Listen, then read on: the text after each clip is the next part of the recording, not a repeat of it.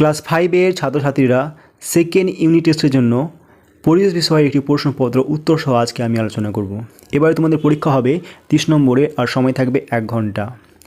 তৃতীয়, চতুর্থ, পঞ্চম এই 3টি অধ্যায় নিয়ে এবার তোমাদের পরীক্ষা হবে।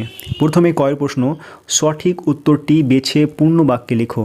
প্রতিটি প্রশ্ন 1 করে 8টি প্রশ্ন উত্তর দিতে হবে, মোট 8 নম্বর। প্রথম প্রশ্ন, বাঁশের কেল্লা বানিয়েছিলেন তিতুমির, বিরসা মুন্ডা না কানু? উত্তর হবে তিতুমির।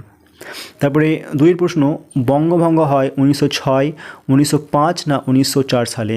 সঠিক উত্তর হবে 1905 সালে।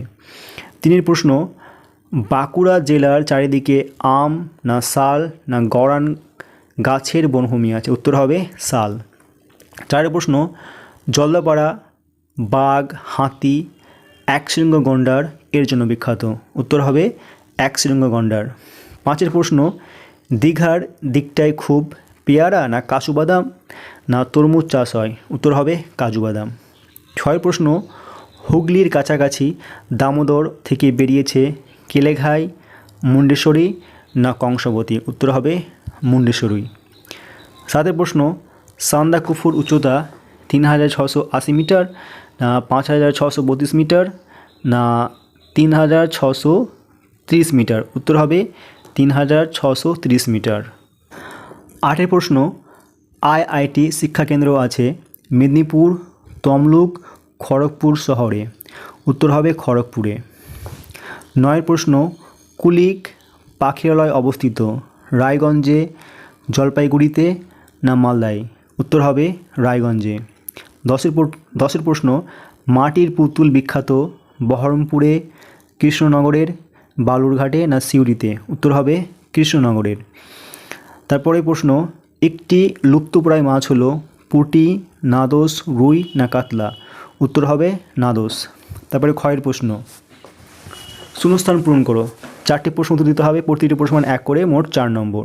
তো প্রথম প্রশ্ন, গঙ্গা নদী ড্যাশ হিমবাহের গোমুখ গুহা থেকে সৃষ্টি হয়েছে? উত্তর হবে গঙ্গোত্রী। 2 প্রশ্ন, জলদাপাড়া ড্যাশ জেলায় অবস্থিত? উত্তর হবে আলিপুরদুয়ার। 3 নম্বর, মালদা জেলা ড্যাশ আমের জন্য বিখ্যাত? উত্তর ফজলি।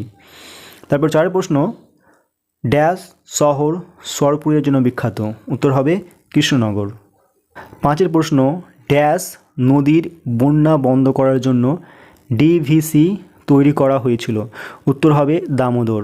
তারপর 6এর প্রশ্ন, কয়লা ড্যাশ জেলায় বেশি পাওয়া যায়? উত্তর হবে বাঁকুড়া। এবার গয়ের প্রশ্ন, বাক্যগুলি ঠিক হলে টিকচিহ্ন এবং ভুল হলে ক্রস চিহ্ন দাও। প্রতিটি প্রশ্ন 1 করে, মোট 4 নম্বর। প্রথম প্রশ্ন, স্বাধীন ভারতের প্রথম প্রধানমন্ত্রী ছিলেন সর্বপল্লী রাধাকৃষ্ণন? এটি হবে ভুল, কারণ প্রথম প্রধানমন্ত্রী ছিল জওহরলাল নেহরু। তারপর একটা প্রশ্ন হচ্ছে, ডিভিসি এর পুরো কথাটি হলো দামোদর ভ্যালি কর্পোরেশন? এটি হবে ঠিক। তার 3এর প্রশ্ন, মোরলা একটি জিওল মাছ? এটি হবে মিথ্যা, কারণ মোরলা একটি খুব ছোট মাছ। তারপর হচ্ছে 4 প্রশ্ন, ধান ঝাড়ার আধুনিক যন্ত্রের নাম হলো হারভেস্টার? এটি হবে ঠিক। এবার ঘয়ের প্রশ্ন, প্রশ্নগুলোর সংক্ষিপ্ত উত্তর দাও। 4টি প্রশ্ন উত্তর দিতে হবে, প্রতিটি প্রশ্ন 2 করে, মোট 8 নম্বর। তো প্রথম প্রশ্ন, লুপ্তপ্রায় মাছ বাঁচানোর জন্য কি করবে? উত্তর, মাছ ধরার জাল সঠিক আকারের হতে হবে যাতে খুব ছোট মাছ না ধরা পড়ে। 2, বর্ষাকালে যখন মাছ ডিম পাড়ে তখন মাছ ধরা পুরোপুরি বন্ধ রাখতে হবে। 3, রাসায়নিক কীটনাশক ব্যবহার কমিয়ে জৈব সার ব্যবহার করতে হবে। পুকুর, খাল, বিল সংস্কার করতে হবে। তারপরে 2এর প্রশ্ন, রাঢ় অঞ্চলের বন জঙ্গল সম্পর্কে লেখো। উত্তর, রাঢ় অঞ্চলের মাটির রং লাল এবং এটি প্রধানত পশ্চিম মেদিনীপুর, বাঁকুড়া, পুরুলিয়া ও বর্ধমান জেলা নিয়ে গঠিত। এখানকার প্রধান উদ্ভিদ হল শাল, পিয়াল, মহুয়া, সোনাঝুরি ও পলাশ। বন জঙ্গলগুলি মূলত শুষ্ক পর্ণমোচী প্রকৃতির। 3 প্রশ্ন, রাসায়নিক কীটনাশকের ব্যবহার কি ক্ষতি করে? উত্তর, মাটি দূষিত হয় এবং জমির উর্বরতা কমে যায়। 2, জলে মিশলে মাছ ও অন্যান্য জলজ প্রাণী মারা যায়। 3, কীটনাশকযুক্ত ফসল খেলে মানুষের শরীরে ক্যান্সার সহ নানান জটিল রোগ হতে পারে। তারপর 4 প্রশ্ন, সিউড়ি কোন জেলায় অবস্থিত ও কী জন্য বিখ্যাত? উত্তর, সিউড়ি বীরভূম জেলায় অবস্থিত। এটি মূলত মোরব্বা এবং সুন্দর হুতি কাজের পোশাকের জন্য বিখ্যাত। 5 প্রশ্ন, একজন পুরুষ ও একজন মহিলা স্বাধীনতার সংগ্রামীর নাম লেখো। উত্তর, পুরুষ নেতাজি সুভাষচন্দ্র বসু আর মহিলা হবে মাতঙ্গিনী হাজরা। তারপর 6 প্রশ্ন, টিকা লেখো শিশু দিবস।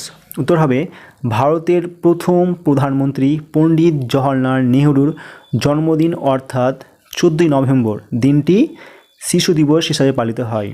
শিশুদের প্রতি নেহরুর গভীর ভালোবাসা ও মমত্বের প্রতি শ্রদ্ধা জানিয়ে এই দিনটি পালন করা হয়। অনুদাগের প্রশ্ন, নিচের প্রশ্নগুলোর উত্তর দাও। এখানে 2টি প্রশ্ন দিতে হবে, প্রতিটি প্রশ্নের মান 4 করে, মোট 8 নম্বর।